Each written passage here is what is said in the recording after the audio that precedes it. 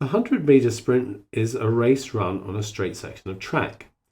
During a race, the velocity measured in meters per second of an athlete is given by this expression here, where t is the time in seconds measured from the moment the athlete starts to move from the start line. Determine the acceleration of the athlete 3 seconds after moving from the start line. So a of t is the differential of the velocity. So we're going to use the chain rule. Remember, with the exponential, the argument doesn't change, but we'll have to multiply by the negative 0.8. Negative 10 times negative 0.8 is 8. So it's going to be 8e to the negative 0.8t. Doing the same sort of thing here, we'll have the 0.2 multiplying the 0.05. And so that's going to be 0.01 e to the 0.2t. Remember, we are calculator assumed, and therefore you could have done that on the calculator. And then we just need to evaluate. So we just want a of 3. So that's going to be 8e to the negative 0.8 times 3. Take away 0.01 times e to the 0.2 times 3. And if you put that into your calculator, you'll get 0.708 meters per second squared. Using calculus, determine the maximum velocity of the athlete during the race and the time t at which it is achieved. Now, it might be worth doing this on the calculator now. So we had the original expression v.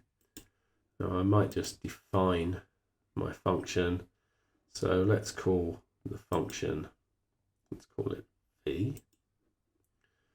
And the variable, let's use x rather than t. And the expression is going to be negative 10.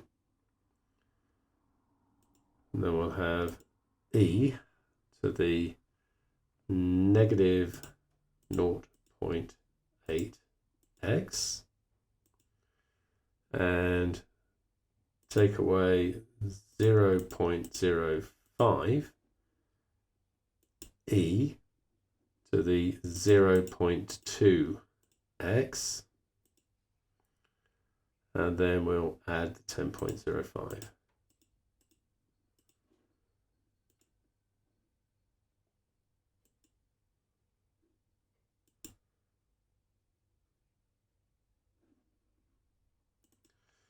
So I just went back and redid that because it didn't like me using the variable v here. I had to use the v here.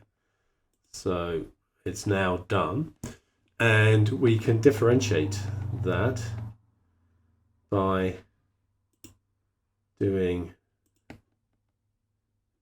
that's not that template, this one, d dx of v.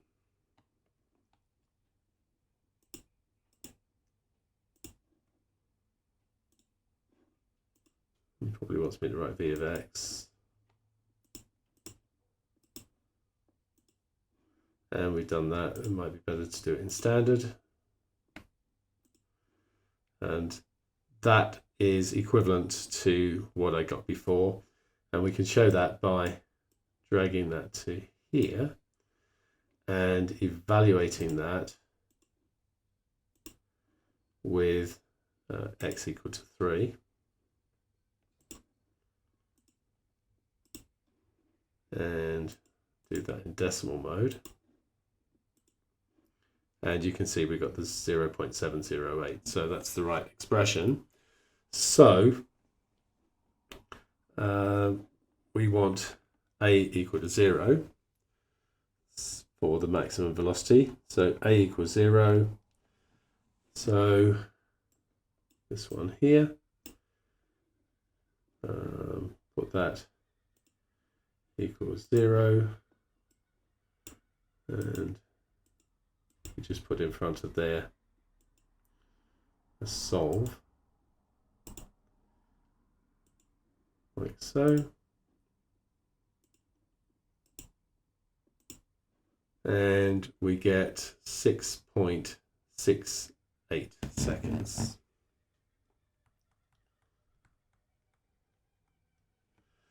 Now we need to show that that is a maximum, and we actually need to find the maximum velocity. So for the maximum velocity, we want v of 6.68, and we'll use a bit more of the number. So our expression for v we already programmed in, so we can go here and just do v of that last answer, and it will calculate it for us. So 9.81 meters per second. Now we might need to show that this is in fact a maximum.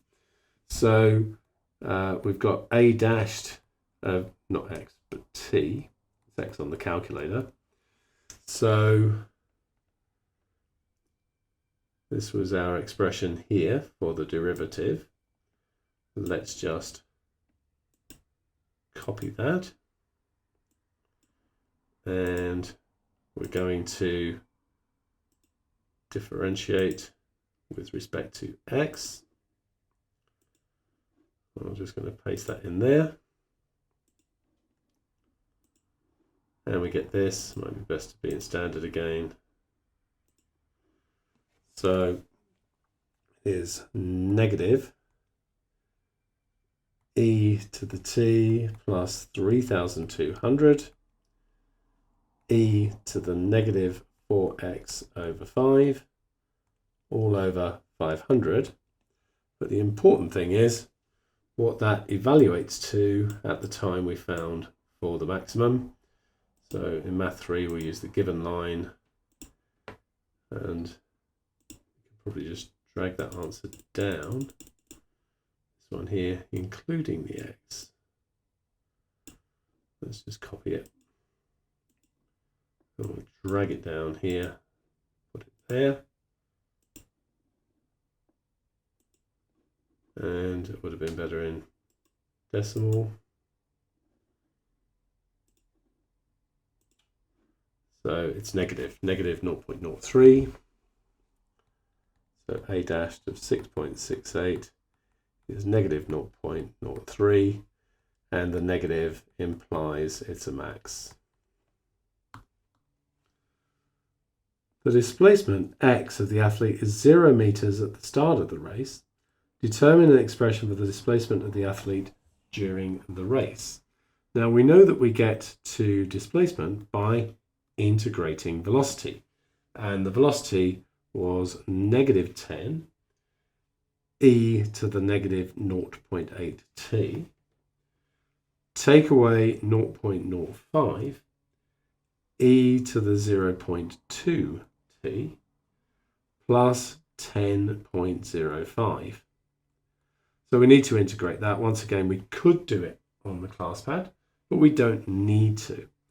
So we're going to get negative 10 e to the negative 0.8 t. Remember, this time we need to divide by that negative 0.8. Take away 0.05 e to the 0.2 t.